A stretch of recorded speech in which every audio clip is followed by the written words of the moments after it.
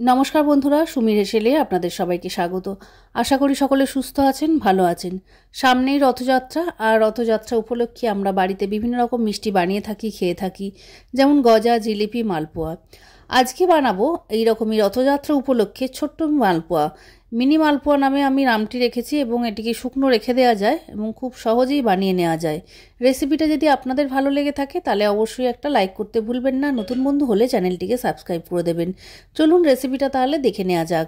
এখানে আমি একটা বাটির মধ্যে 1/3 কাপ সুজি নিয়েছি, সাথে দিয়েছি 1/3 কাপ ডেসিকেটেড কোকোনাট।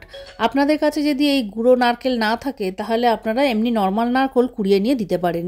দিয়েছি 1/2 কাপ ময়দা, 1/4 কাপ আমুল দুধ, সাথে দিয়েছি 1/2 কাপ চিনি, আর দেব 1 চামচ মৌরি। সমস্ত কিছু দিয়ে ভালো করে মিশিয়ে নিয়ে 1 কাপ দুধের সাথে একটা ব্যাটার তৈরি করে নেব।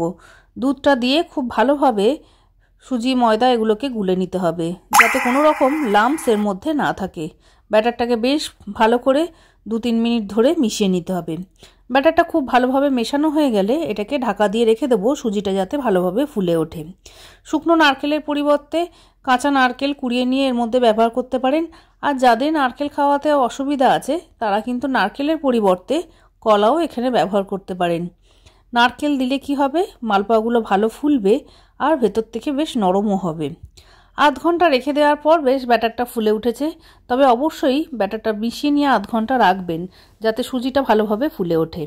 ঘন হয়ে গেছিলো ব্যাটারটা বেশ খানিকটা, তাই এর মধ্যে 1/4 কাপ আরও দুধ আর সামান্য নুন দিয়ে ব্যাটারটাকে ভালো করে ফেটিয়ে নিয়েছি। ব্যাটারটা বেশ সেমি লিকুইড হয়েছে, মানে খুব ঘনও না এবং খুব পাতলাও না। ছোট ছোট বলের মতন মালপোয়া তৈরি করব।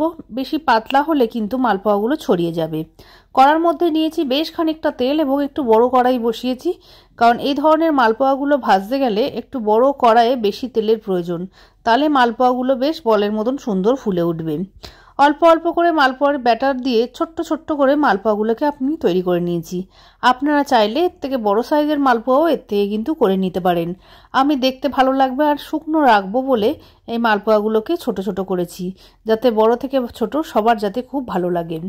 এই মালপোয়াগুলো আমি শুকনো রেখেছি। আপনারা যদি চান রসে ডোবাতে তাহলে সেক্ষেত্রে আমি এখানে যে 1/2 কাপ চিনি ব্যবহার করেছি সেই 1/2 কাপ চিনির অর্ধেকটা দেবেন এই ব্যাটারের মধ্যে, আর অর্ধেকটা দিয়ে চিনির শিরা করে নেবেন। চিনির শিরা করে নিয়ে মালপোয়াগুলো ভেজে সেই চিনির শিরার মধ্যে ফেললেই রসালো মালপোয়া তৈরি হয়ে যাবে। এইভাবে অল্প অল্প করে সব কটা মালপোয়া আমি তৈরি করে নেব। যেহেতু আমার কড়াটা বড় এবং ছোট ছোট করে ভেজেছি, তাই একসঙ্গে অনেকগুলো করে মালপোয়া ভাজা যাচ্ছে। এই মালপোয়াগুলো ভাজার সময় তেলের পরিমাণটা বেশি রাখবেন আর কড়াটা একটু বেশি বড় নেওয়ার চেষ্টা করবেন, যাতে গোল বলের মতন সুন্দর এই মালপোয়াগুলো রেডি হয়। মালপোয়াগুলো আমার রেডি হয়ে গেছে। খুব সহজ এবং খুব অল্প সময় চট জলদি বাড়িতে বানিয়ে নেওয়া যায়। এইরকমভাবে মালপোয়া বানিয়ে ঠাকুরকে ভোগও লাগাতে পারেন। আপনাদের যদি এই রেসিপিটা ভালো লেগে থাকে তাহলে অবশ্যই একটা লাইক করতে কিন্তু ভুলবেন না। কমেন্টসের মাধ্যমে জানাবেন আপনাদের কেমন লাগলো। আর আপনি যদি আমার নতুন বন্ধু হয়ে থাকেন তাহলে চ্যানেলটিকে সাবস্ক্রাইব করে পাশের বেল আইকনটিকে অবশ্যই ক্লিক করে দেবেন এই ধরনের নিত্য নতুন রান্নার রেসিপি পেতে। আজকের মতন এতটাই। পরবর্তী আবারও কোনো ভালো রান্নার রেসিপি নিয়ে হাজির হব। আপনারা কী ধরনের রেসিপি দেখতে চাইছেন কমেন্টসের মাধ্যমে জানালে খুব উপকৃত হব। যারা নারকেল খেতে পছন্দ করেন না তারা অবশ্যই কলা দিয়ে এই ধরনের মালপোয়া তৈরি করে নিতে পারবেন। মালপোয়ার মধ্যে নারকেল ব্যবহার করার ফলে মালপোয়াগুলো সুন্দর ফুলেছে আর দেখুন কতটা সফট তৈরি হয়েছে। তাহলে আজকের মতন এতটাই। নমস্কার, সবাই ভালো থাকবেন, সবাইকে ভালো রাখবেন।